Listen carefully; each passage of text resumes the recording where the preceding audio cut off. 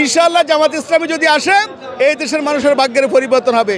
ইসলামী আন্দোলন বাংলাদেশ সহ যারা এর সাথে জোটবদ্ধ থাকবে জাতি তাদেরকে বেছে নেবে ইনশাআল্লাহ।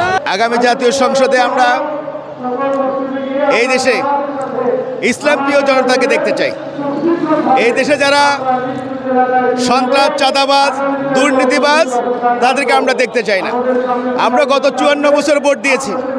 গত 54 বছরে আমরা এই দেশে সোনার বাংলার শাসন দেখছি, এই দেশে সবুজ বাংলার শাসন দেখছি, এই দেশে পল্লী বাংলার শাসন দেখছি, এই দেশে বহু দল এবং উপদলের শাসন দেখেছি। আমরা কোনোটাইতে আমাদেরকে সন্ত্রাস, চাঁদাবাজি, আমাদেরকে ভোটের অধিকার, বাতের অধিকার দিতে পারে নাই। আমরা মনে করছি আগামী দিনে যদি জামাত ইসলামী ক্ষমতা আসে তাহলে এই দেশ থেকে সন্ত্রাস, চাঁদাবাজি, খুন এগুলোর অবসান হবে। গত 54 বছরে আমাদেরকে বহু রকমের স্লোগান শোনানো হয়েছে, কিন্তু এই দেশে আমরা আমাদের সন্তানেরা 24-এ এসে কি আন্দোলন করতে হয়েছে, 24-এ বাড়তার অধিকারের জন্য আন্দোলন করতে হয়েছে, ভোটের অধিকারের জন্য আন্দোলন করতে হচ্ছে। আমরা চাই আগামী দিনে আমাদের যেন আর ভোটের জন্য, বাতের জন্য অধিকার আন্দোলন করতে না হয়, বরং এই দেশে এমন একটি সমাজ নির্বাচিত, এমন একটি সমাজ গঠিত হবে যেই সমাজে মানুষ বাতের অধিকারের জন্য, ভোটের অধিকারের জন্য আন্দোলন করতে পারবে না। আমরা মনে করছি গত 54 বছর আমরা সকল দলকে দেখেছি, সকল দলকে আমরা ক্ষমতায় দেখেছি, এই দেশের মানুষের ভাগ্যের পরিবর্তন হয়নি। ইনশাআল্লাহ জামাত ইসলামী যদি আসে এই দেশের মানুষের ভাগ্যের পরিবর্তন হবে, সন্ত্রাস, চাঁদাবাজি, দুর্নীতি, দুঃশাসনের অবসান হবে ইনশাআল্লাহ।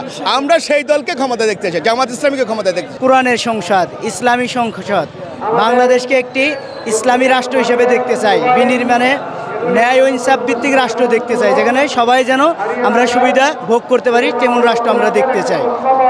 ইসলামিক দল ক্ষমতায় আসলে মানুষ কেমন সুবিধা পাবে? ইসলামী দল ক্ষমতায় আসলে মানুষ ইনশাল্লাহ সব দিক দিয়ে সুবিধা পাবে। মানুষ ভালোভাবে চলাফেরা করতে পারবে, ভালোভাবে রাস্তাঘাটে চলতে পারবে, ফিরতে পারবে, মা বোনদের নিরাপত্তা থাকবে, মা বোনদেরা রাস্তা দিয়ে চলতে পারবে, চাঁদাবাজি হবে না, টেন্ডারবাজি হবে না, কেউ চাঁদাবাজি করতেও পারবে না। আমরা ইনশাল্লাহ ইসলামী দল ক্ষমতায় আসলে চাঁদাবাজি করতেও দেব না। আগামী সংসদ নির্বাচনটা আগামী সংসদ নির্বাচনটা বাংলাদেশের প্রথম নির্বাচন হবে আমি মনে করি। সেটা হচ্ছে কোনো মানব রচিত মতবাদ নিয়ে, মতবাদ প্রতিষ্ঠার কথা বলে এখন আর নির্বাচন করলে কারো নির্বাচনে কেউ এই নির্বাচনে সাড়া পাবে না।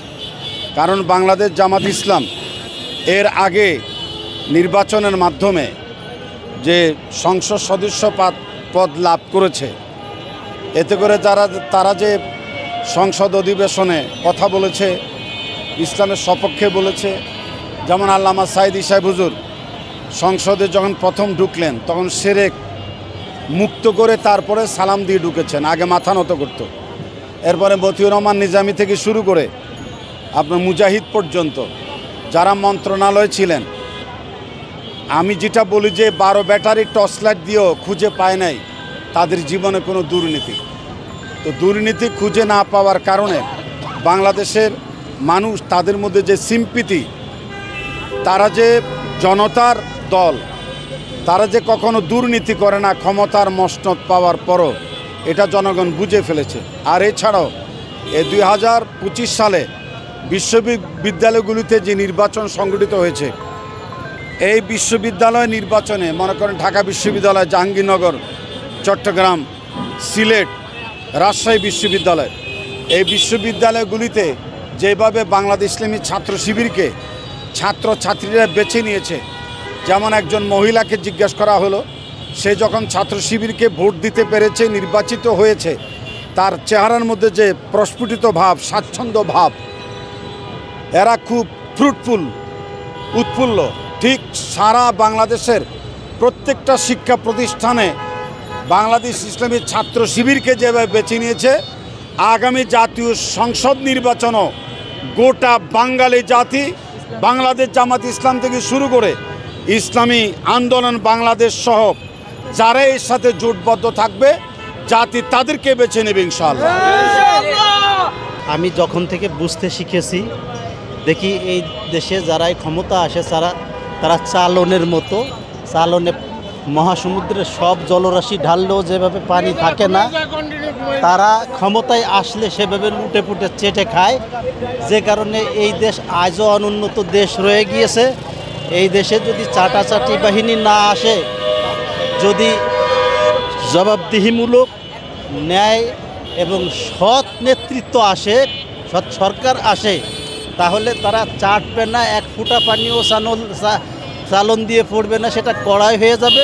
এই দেশ অতি অল্প সময়ের মধ্যে কুয়েত, সিঙ্গাপুর, মালয়েশিয়ায় পরিণত হবে।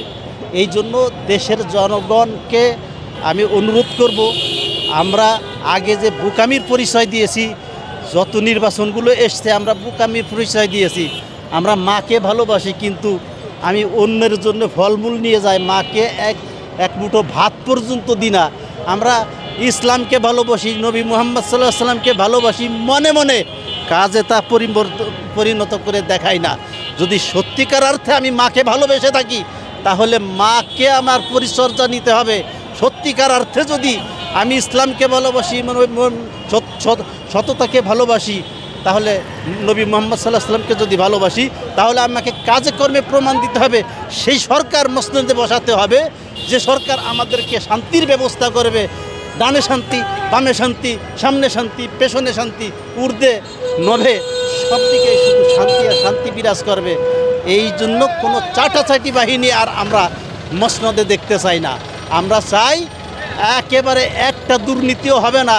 তার প্রমাণ ইতিপূর্বে জামাতের 2 জন সদস্য মন্ত্রী ছিলেন, তাদের থেকে আমরা জানতে পেরেছি যে তাদের কোনো দুর্নীতি খুঁজে পায় নাই।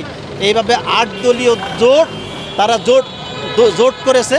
আমরা তাদেরকে ক্ষমতায় দেখতে চাই, এবং এই দেশে আর যেন কোনো চাটাচাটি না হয়, দুর্নীতিমুক্ত একটা বাংলাদেশ অতি অল্প সময়ের মধ্যে গড়ে এই দেশকে কুয়েত, মালয়েশিয়া, সিঙ্গাপুরে পরিণত করবে, সেই রকম দলকে আমরা মসনদে দেখতে চাই। ধন্যবাদ। আমি কবি নাজিম বঙ্গী, কালিয়া নড়াই। আমি ইসলামী সব দলগুলোকে আমি মনে প্রাণে ভালোবাসি। আমি ইসলামকেই মনে প্রাণে ভালোবাসি এবং ইসলামের চর্চা করি হৃদয়ের গভীর থেকে। আর আমি চাই ইসলামী সরকার এদেশে প্রতিষ্ঠিত হোক। যারা নট গড ফিয়ারিং, যারা আল্লাহওয়ালা না, তাদের থেকে দুর্নীতি হবেই হবে। যেমন বিএনপি এখন এই গণভোট চাচ্ছে না, তারা দুর্নীতির সুযোগ খুঁজতে পুনরায় ক্ষমতায় যে তারা দুর্নীতি করবে, চাটবে, সেই চাটাচাটির সুযোগ করতেছে। আর জুলাই সনদ যদি বাস্তবায়িত হয়ে যায়, তারপরে তারা আর যা ইচ্ছা তা করতে পারবে না। সেই জন্য কিন্তু বিএনপি এই গণভোট এবং জুলাই সনদের বিরুদ্ধে তারা অবস্থান নিয়েছে, যদিও তারা সিগনেচার করেছে।